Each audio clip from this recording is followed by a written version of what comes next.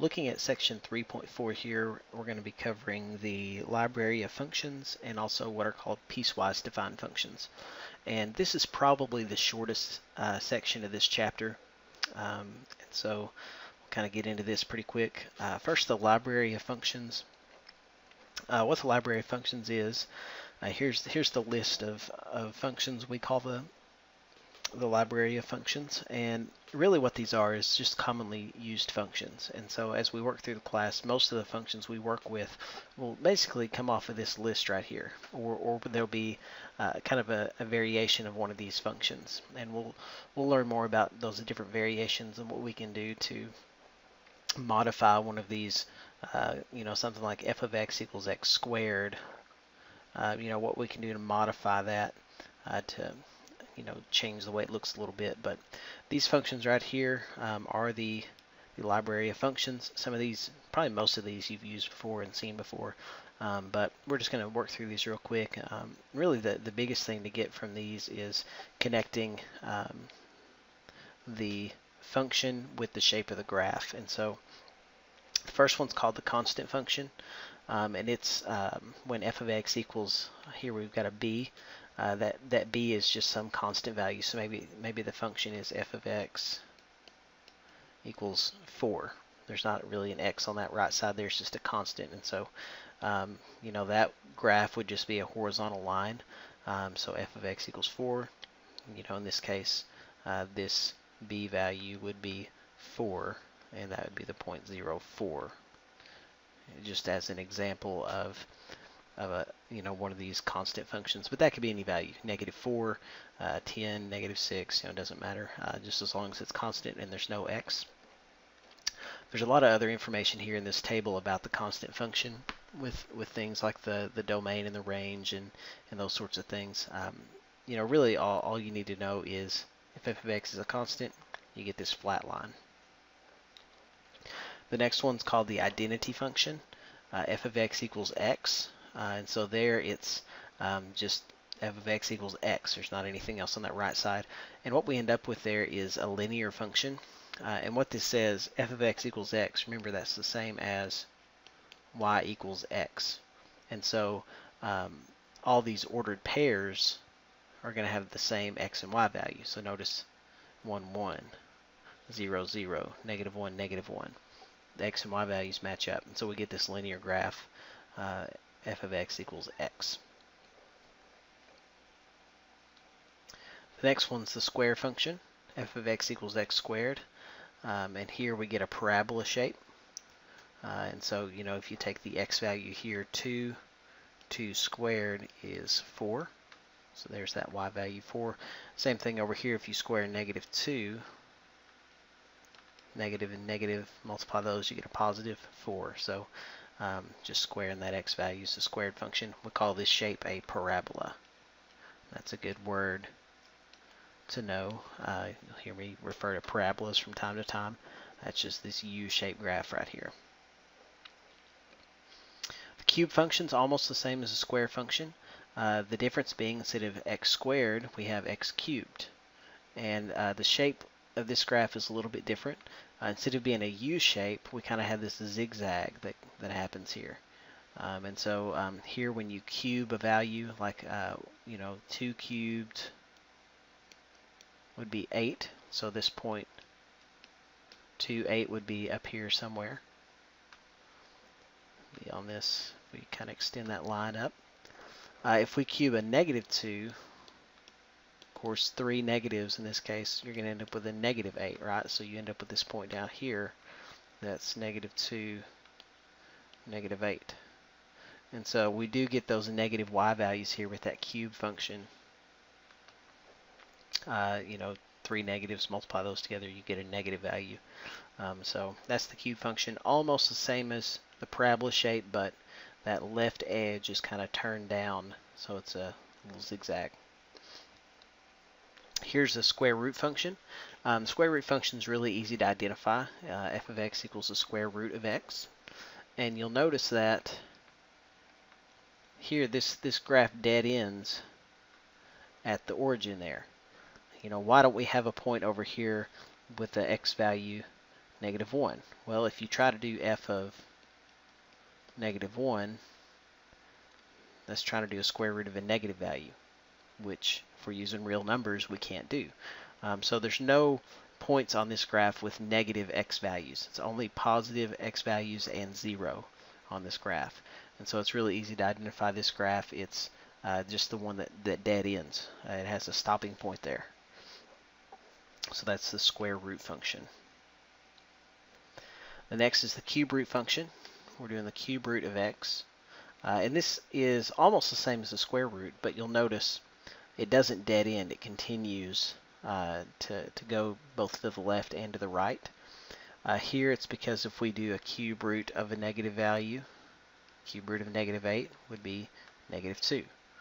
So we can have a cube root of a negative here. So we get this branch on the left side here. And so almost the same as a square root, but we've got a left side and a right side here. And don't get this zigzag confused with the cube root function. Notice this graph, as it goes to the right, it flattens out.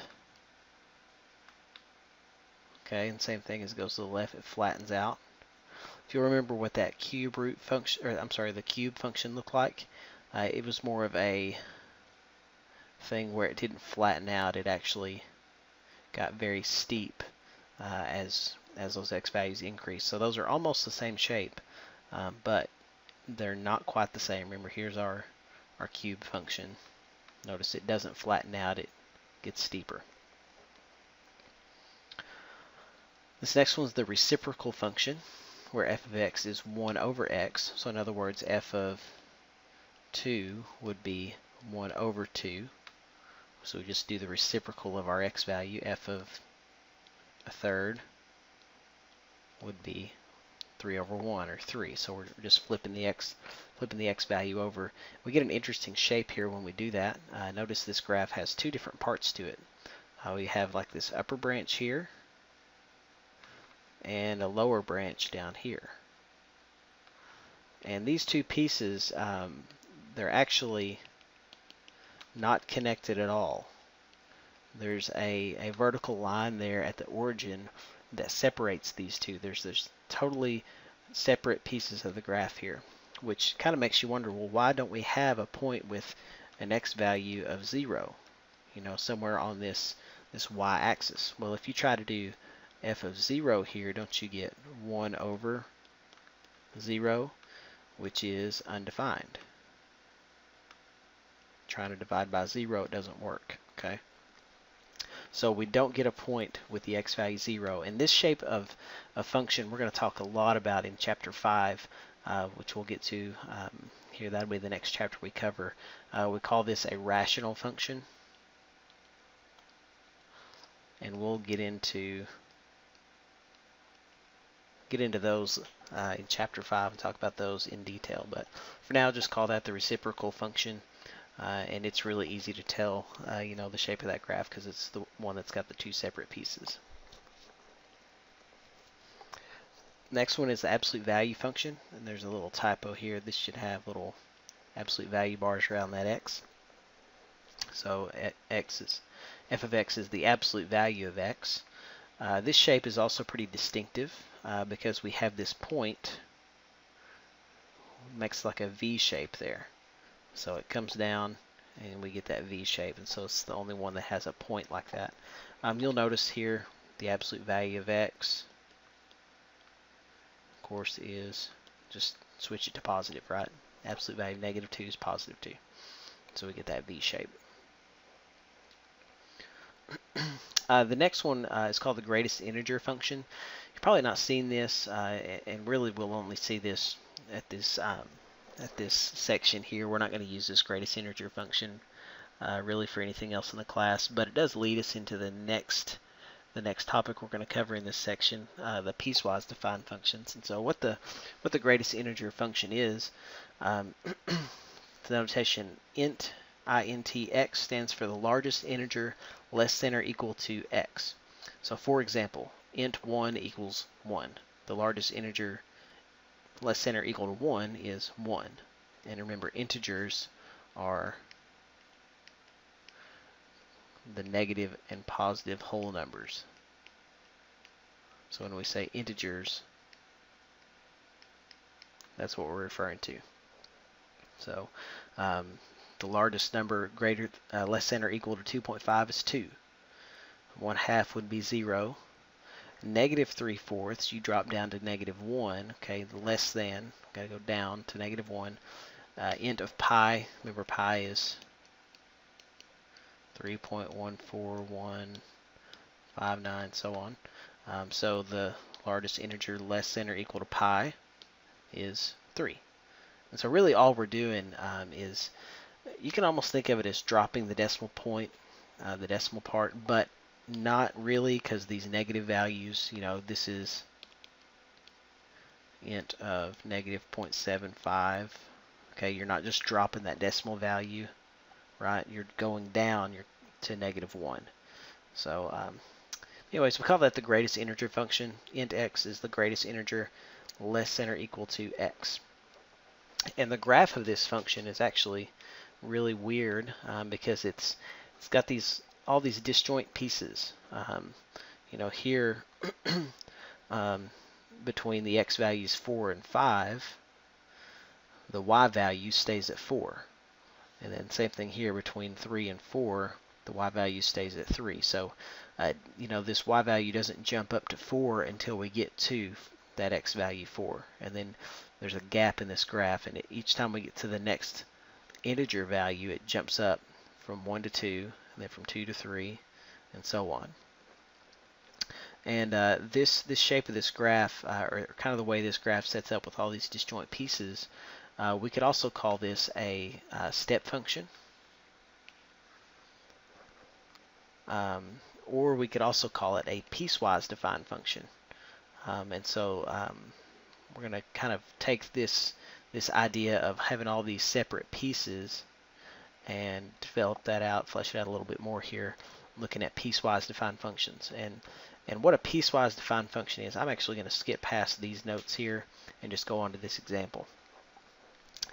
Here's a piecewise defined function. Let's kind of see what this says.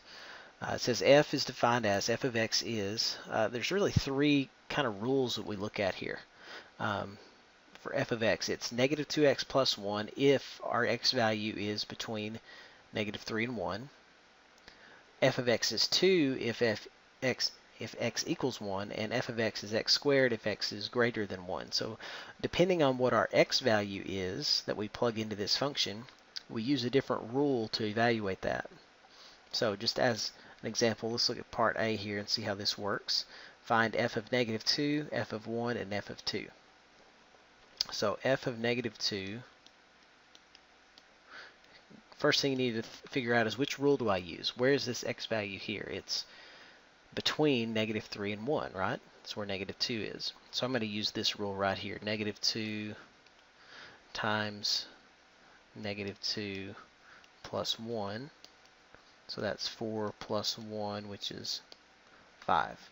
So f of -2 is 5. Let's do f of 1.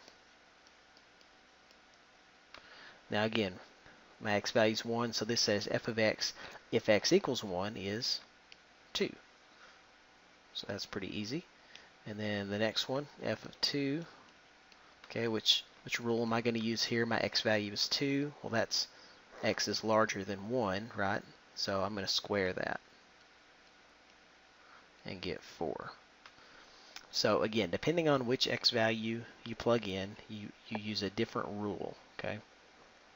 So each one of these we used a different rule in the definition, called a piecewise defined function. Now determine the domain of f. Now your domain, to kind of think about that for a second, remember domain is the x values that work in the function. So which x values work in this function? Well, we got three different rules here depending on what x value we use. Let me ask you this. What if I were to try to do f of, say, -6? What would that equal?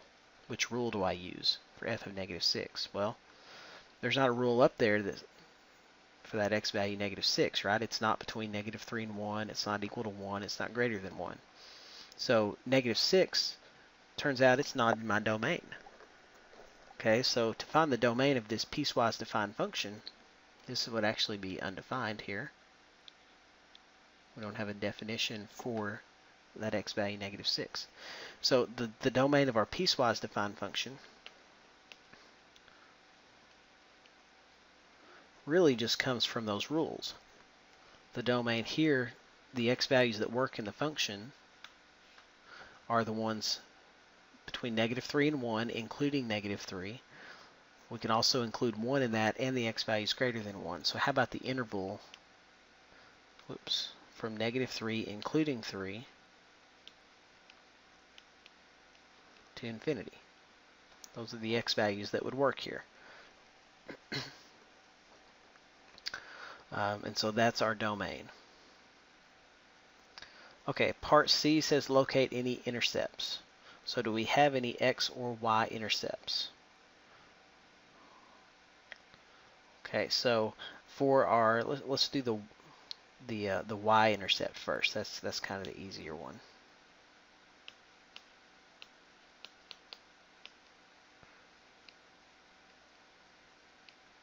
So remember, for the y-intercept, that means our x value is 0, right? So if x is 0, that falls in this first rule here. So -2 times 0 plus 1. That would be 0 plus 1 is 1. So we do have a y-intercept at 1. So we do have that. Now for our x-intercept, again, I've got 3 rules. It means y is 0, right? So I have 3 rules to look at here. So I got to set each one of these equal to 0. So the first one, -2x plus 1 equals 0. Okay, if I solve this,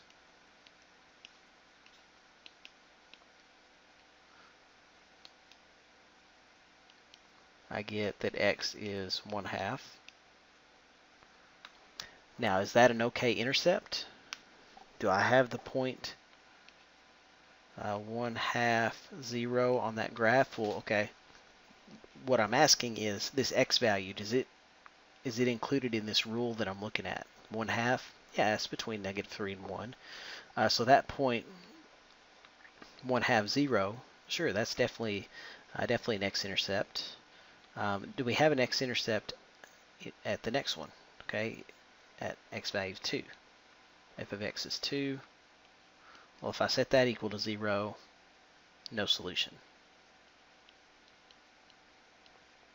Can't solve that equation. And then the last one, I think the last rule is x squared. If I set that equal to 0, that means that x would have to be 0, right? Well, is that actually going to be an x-intercept, though? Okay, could I have the point 0, 0 on this graph? Okay, if my x value is 0, that actually falls into this top rule, right? And if you plug in a 0 here, you get a +1. -2 times 0 plus 1. So it's actually not, that's not an intercept. And you'll see this here in a second when we actually graph this, why that makes sense. But here, even though we did solve that, it's actually not an intercept. It doesn't work. So my 2 intercepts are 1/2, 0, and then also 0, 1.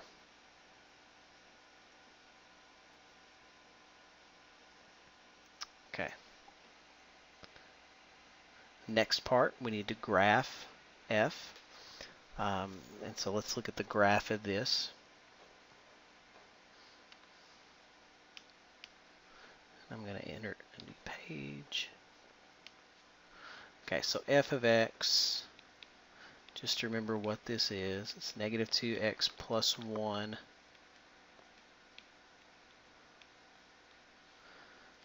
2 if x equals 1 and x squared if x is greater than 1. So to graph this function, what I need to do is I need to actually graph each piece individually. So what would the graph of -2x plus 1 look like?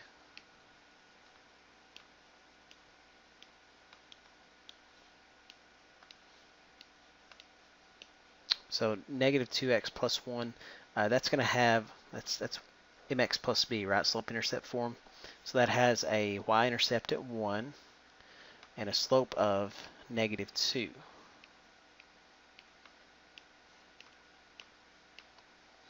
And so that graph, if I go, whoops, that's no good. If I go down 2 and over 1, there's another point. And I could kind of do this and get this line right here.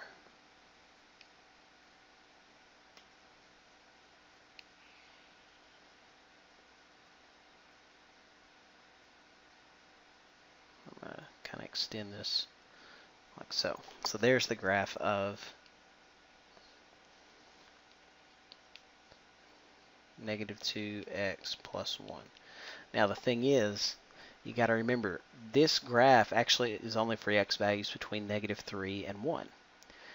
So I really don't need all of this right here. And now that I try to erase that, it's not going to work. This graph actually is just that piece from, here's my x value negative 3 to my x value 1. And I'm going to put a solid dot there. And I'm going to put a an open dot there, because again, this piece does not include 1. Okay, so there's the first piece. Okay, the next one, f of x is 2 if x equals 1. Well, that's really easy. If x is 1, then I have a point at 2. So that would just be that point right there.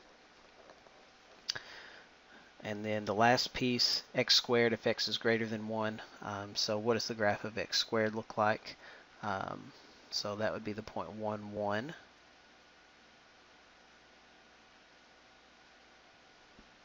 2, 4. And then that's going to be a parabola shape, right?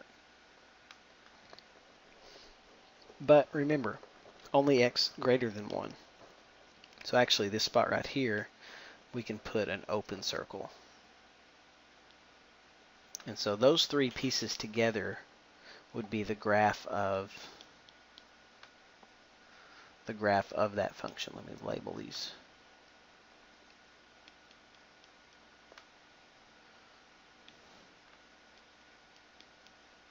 Okay, those three pieces give us the graph of that piecewise defined function. And now you can see those intercepts we talked about. Notice we do have an intercept here. There's that y-intercept. Then that x-intercept is also right here. That 0, I'm sorry, 1/2 0 point. So those are those two intercepts we found. And you can also see, if you'll notice the domain, this graph goes from negative 3 to infinity, right?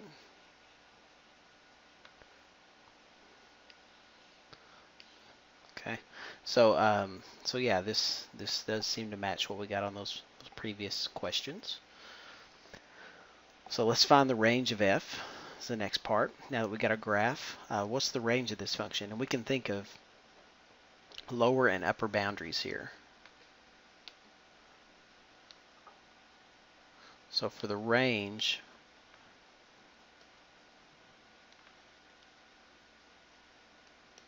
what's the lower boundary of this graph? Looks like negative 1, right? We have an open endpoint there at negative 1. What's the upper boundary? Well, this thing is going to keep going up higher and higher, so we call that infinity. So there's the range, negative 1 to infinity. And the last question, is it continuous on its domain? Now, we didn't really talk about continuous, the concept of something being continuous. And so when we say continuous, what that really means is there's no gaps and there's no jumps in the graph. And actually, this graph is not continuous because notice we have a jump right here where we have to jump from here all the way up to that next point, and then from there jump back down to this blue graph. So if we go from left to right, kind of have to jump around to the different pieces of the graph. So this is actually not continuous. So a graph being continuous just means you can almost think of it as you can draw the entire graph without lifting your pencil off the paper. But to draw this graph, you'd have to come down, down this line. Then you have to pick it up and come up here, and then pick it up again and go from there. So it's not continuous. All right. This next example.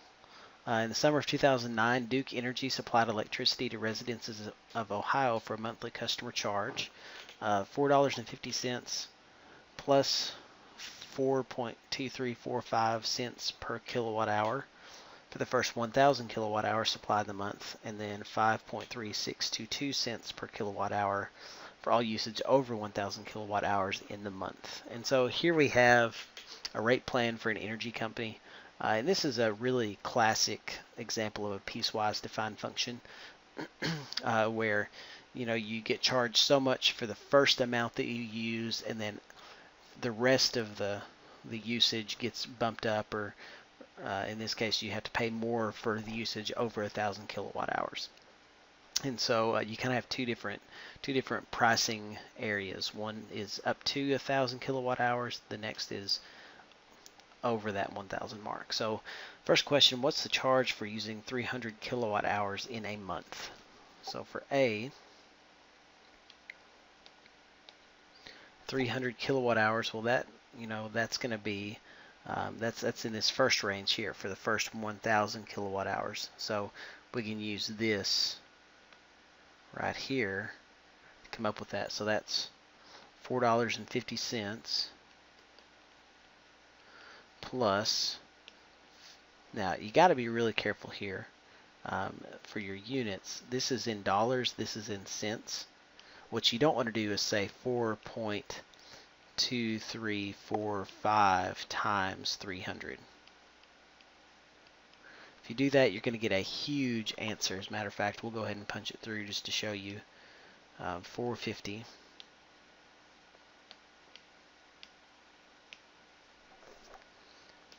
plus 4.2345 times 300. Would it be reasonable to get a $1,200 power bill if you use 300 kilowatt hours? Well, maybe if you don't ever pay your power bill, you probably wouldn't have any sense whether those numbers are reasonable or not. But the answer is no. If you only use 300 kilowatt hours of energy, you better hope your bill is not $1,275. The mistake here is in this number. Instead of 4.2345, that is cents. So that's 0.042345 dollars.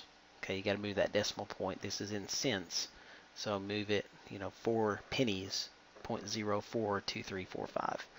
And I think if we'll punch that in,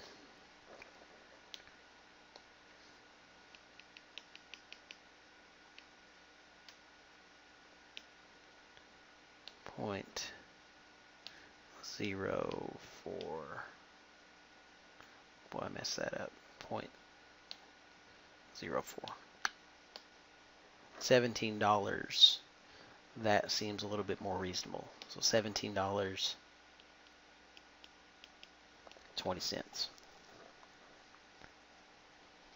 Okay, for the next question, what's the charge for using 1,500 kilowatt hours in a month? Now this is a little bit trickier because now we've bridged over into the upper usage range, 1,500 kilowatt hours.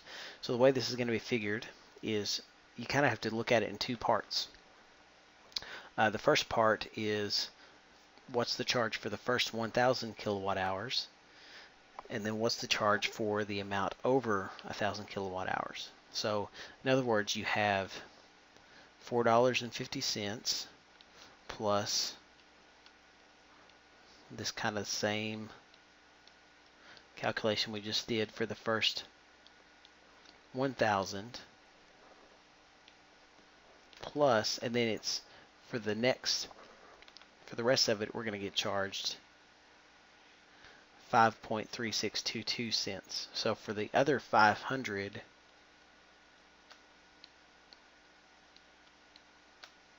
whoops, I made that mistake again.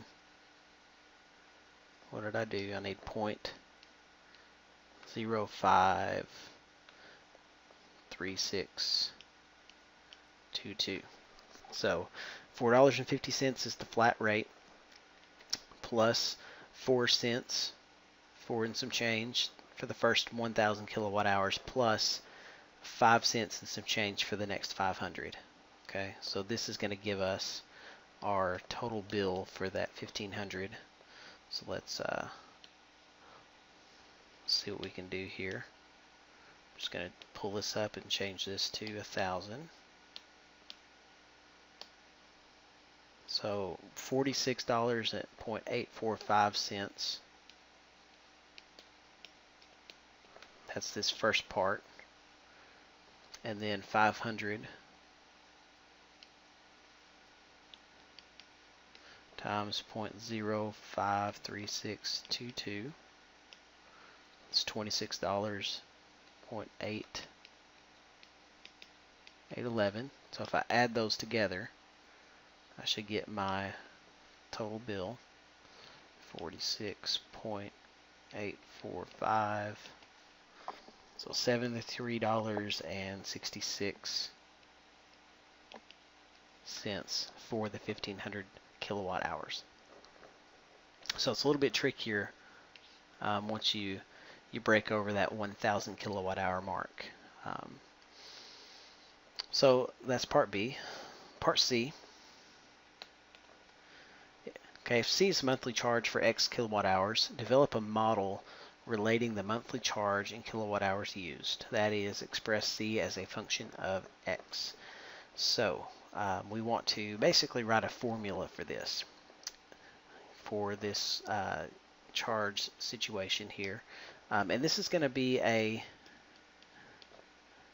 piecewise defined function. We're going to have two parts here. So what are the two parts we're looking at? Well, one is for the first 1,000 kilowatt hours. So in other words, the first part is for the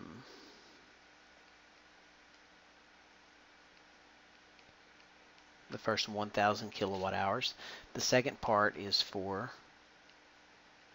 usage over 1,000 kilowatt hours. Okay, and we can kind of use our workup here that we did on the previous questions to help us out. So where's our X going to go for this first expression? Wasn't that the 300 right here? So we could say that's 450 plus 0.04235 X if X is between 0 and 1,000. And that is a 450. That looks like an 8 there. Okay, so there's the first piece. Now the second piece, I think I'm going to need a little more room here. Let me scoot that over.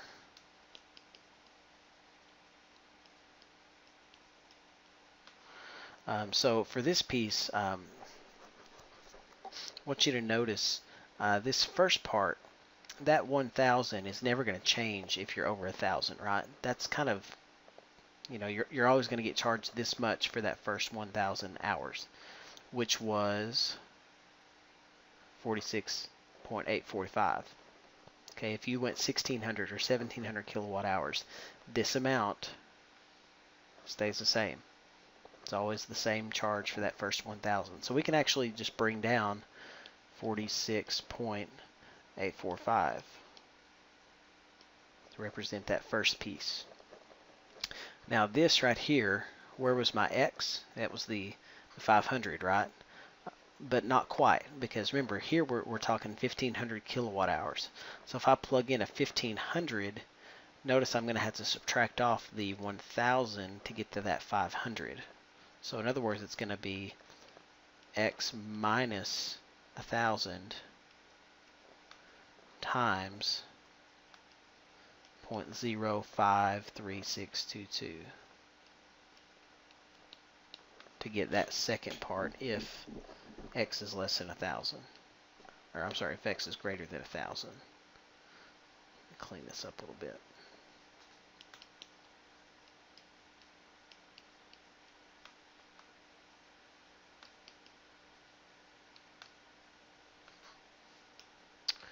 So that would be our piecewise defined function. We have two pieces here. One for usage between 0 and 1,000 kilowatt hours.